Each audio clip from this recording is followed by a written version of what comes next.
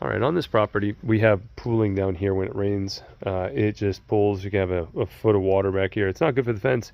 It's dirty. It's filling up everything with silt. And so what we would do is we'd want to drain the water out into the creek, which is back there. There's the most effective way will be just to run like essentially a small culvert with like a 6-inch pipe. Or an 8-inch pipe, and run it out that way into the creek, and then dig an area where it just can flow right in. The problem with that is that there's cats back here, and we don't want the cats getting stuck or going through here, and we don't want to make a bigger pipe where we can let things come in back this way. So what we're going to do is we're going to put a catch basin right here, a 12-inch. We'll do a 12-inch high flow catch basin. It'll give us the highest amount, the lowest amount of clogging that we could possibly get. With all the leaves, it still will want to clog, so it might be something you still have to take care of, and because the grate is going to get leaves mat over it. But then we'll attach it to a 4-inch double wall pipe going out into the creek. So we'll just dig it out here, and we'll dig it out and put it into the creek there. So it'll just flow out. The grate will stay on here, and that way nothing can come in and go out. Then that'll flow. It'll flow really well.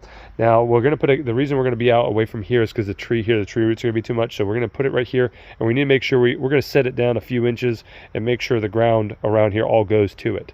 So that'll take care of that. It will clog with big storms, so just keep that in mind. These downspouts over here, we have a downspout here and a downspout on the other side. What we're going to do is we need to verify they're working. As long as they're not clogged, then we'll go ahead and just install the French Drain Man downspout cleanouts with the leaf filter on them. We'll take these off and we'll install those on there. The gutters go all the way down here, so we don't want to cut it all the way up here. We don't want to cut the gutter down here. We'll have it as close to the bottom as possible.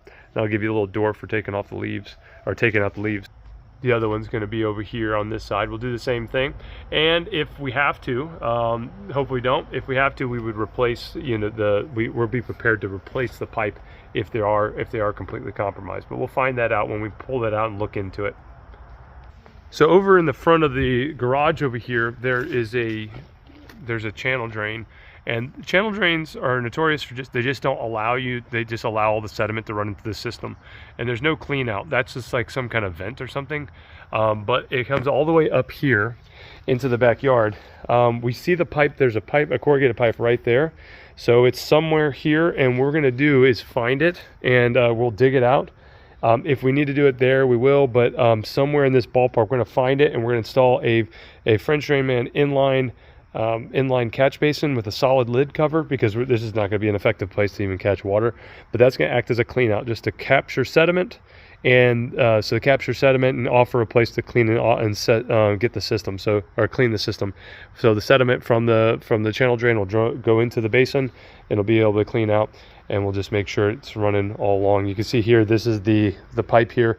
We assume it's still operational, but it's somewhere right around here. We think, based on this indentation, that it's somewhere like right here. So this is what we'll look for.